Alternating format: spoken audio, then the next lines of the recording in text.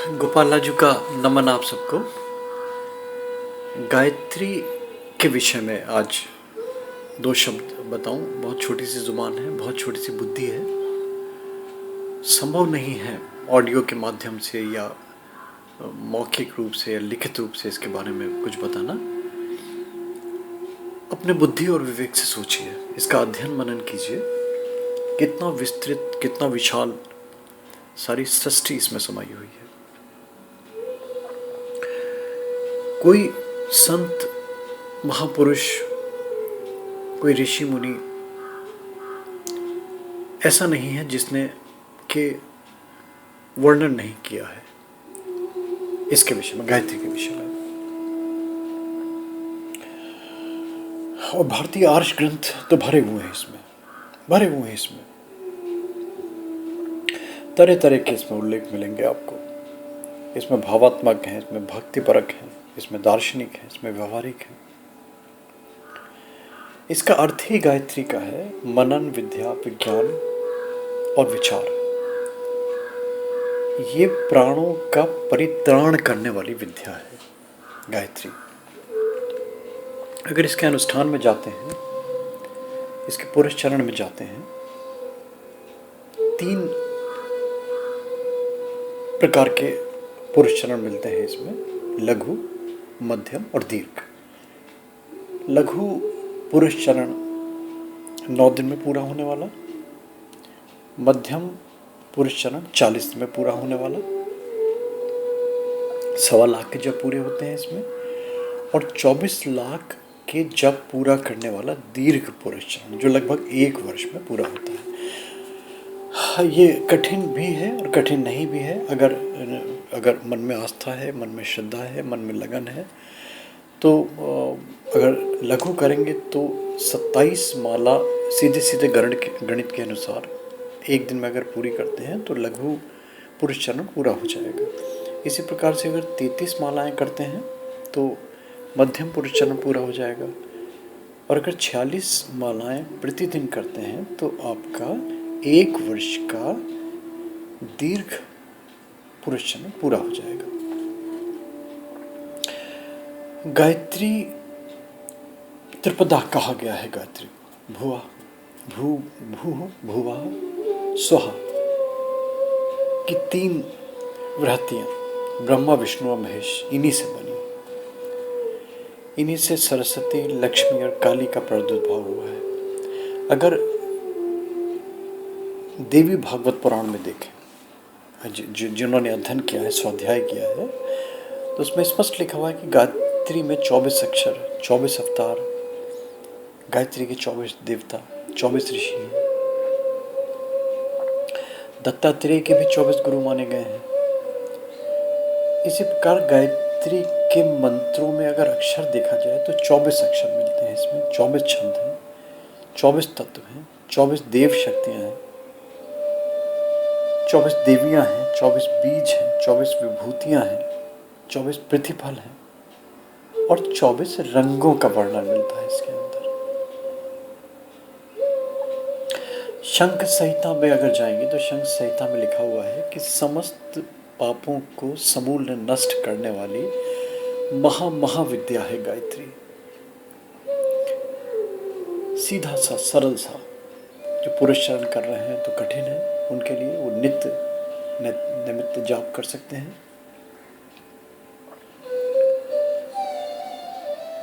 प्रभावशाली देखा है अगर 5 प्रणव ओम लगा के गायत्री मंत्र का जाप करा जाए। जाप करने की जो विधि है वो ये, इस चीज़ का हमेशा ध्यान रखें कि घास नहीं काटनी है।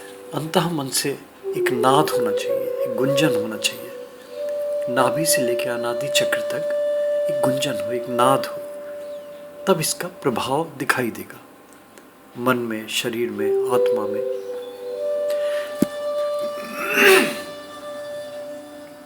पांच प्रणव ओम लगा के अगर गायत्री मंत्र का जाप कर रहे हैं, अपने मन की, अपने हिसाब से, अपनी सुविधा से, अपनी आवाज़ के अनुसार एक लय बना लीजिए, एक गति बना लीजिए, एक हारमोनी बना लीजिए, एक संगीत बना लीजिए। मगर वो संगीत कर्णप्रिय हो, आत्म सुखाय हो, वो शोर वाला नहीं कि डीजे पे गायत्री मंत्र का जाप कर रहे हैं।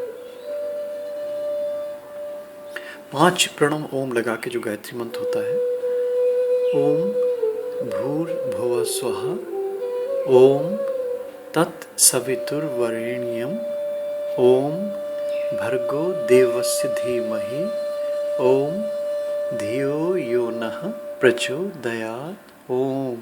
तो इसको अपने अनुसार छोटा बड़ा धुन में, बेधुन के, गले से बेगले से, जैसे जिसकी सुविधा है उस तरीके से इसको जप करें। मेरे पास प्रश्न आए थे लड़के लड़कियों के विवाह को लेके, उसलिए इसकी इतनी भूमिका बनानी पड़ी।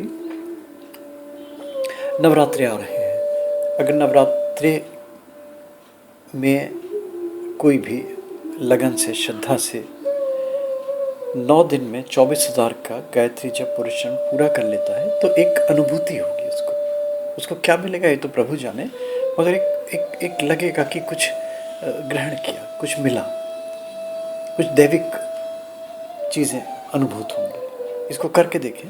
ये तो मैं इसका कोई प्रमोटर नहीं हूँ, ना मैं कोई ऐसा आध्यात्मिक इंसान हूँ जो मैं किन्हीं चीज़ों को प्रमोट करूँ।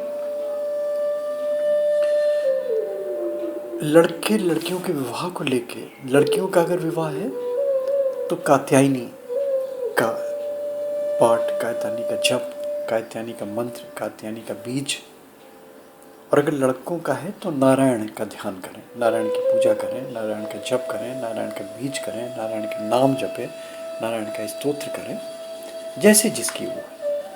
और अगर सरल प्रक्रिया में जाना है तो कात्यायनी गायत्री और नारायण गायत्री 2 जाप 9 दिन में जिस तरीके से भी पूरे कर लेते हैं। अगर संभव नहीं है, समय का अभाव है, श्रम का अभाव है, लगन का अभाव है, तो देवी का ध्यान करके 9 दिन में ये जप पूरा कर लें। लड़कियां हैं वो कात्यायनी गायत्री जपें और लड़के जो हैं वो नारायण गायत्री के जाप करें। एक बार मैं बोल देता हूँ, इसको आप लिख लें, इसको आपको इंटरनेट पे मिल जाएगा, इसको लोगों द्वारा मैसेज से भी पहुंचाया जा सकता है, जैसे जिसकी सुविधा है, जैसे जिसकी इच्छा है। कात्यायनी गायत्री है, ओम कात्यायनये च विद्महे कन्या कुमारी धीमहि तन्नो दुर्गा प्रचोदयात्। इसी प्रकार जो लड़के हैं जिनको कि सुंदर कन्याओं की, सौभाग्यशाली विदुषी कन्याओं की ज़रूरत है, वो नारायण गायत्री का जाप करें। नारायण गायत्री मंत्र है ओम नारायणये च विद्महे दुर्गाय च धीमहि तन्नो गौरी प्रचोदयात्। और जैसे नवरात्रों में जैसे जिसके यहाँ श्रद्धा पूजा ट्रेडिशनल मेथड से पूजा पाठ हो रहे हैं करते रहें। बहुत सारे हिंदू सनातनी धर्म में खेतरी बोई जाती हैं, जौरे बोए जाते हैं, ये 9 दिन में पूरे हो जाते हैं। 90 दिन देखें, अगर इनमें से सौभाग्य से कोई ज्वारे सफ़ेद रंग के मिल जाए आपको, वाइट कलर के, जो उसका मूल भाग है वो तो वाइट होते ही होते हैं, मगर बहुत सारे ऐसे भी हैं जो पूरे के पूरे ज्वारे वाइट हो जाते हैं। अगर सौभाग्य से ये वाइट कलर के मिल जाते हैं तो इनको पानी में सलाइए नहीं। जैसे जनरली नवरात्रों के बाद में सप्तमी में या अष्टमी में, नवमी में, जो भी जिसकी आस्था है पूजन की, जो भी जिसके ट्रेडिशन है, इनको जल में सला देते हैं। वो वाइट ज्वारे संजो के रख लीजिए अपने कैश बॉक्स में, अपने पूजा के बॉक्स में। ये एक अपने में विग्रह बन जाते हैं। ये छोटी छोटी चीज़ें हैं, इनको आप अमल करके देखें और गायत्री परिश्रम में जाएं, गायत्री का ध्यान करें। इन 9 दिनों में प्रभु समस्त इच्छाओं की पूर्ति करते हैं, इसमें कोई शक नहीं। करके देखिए।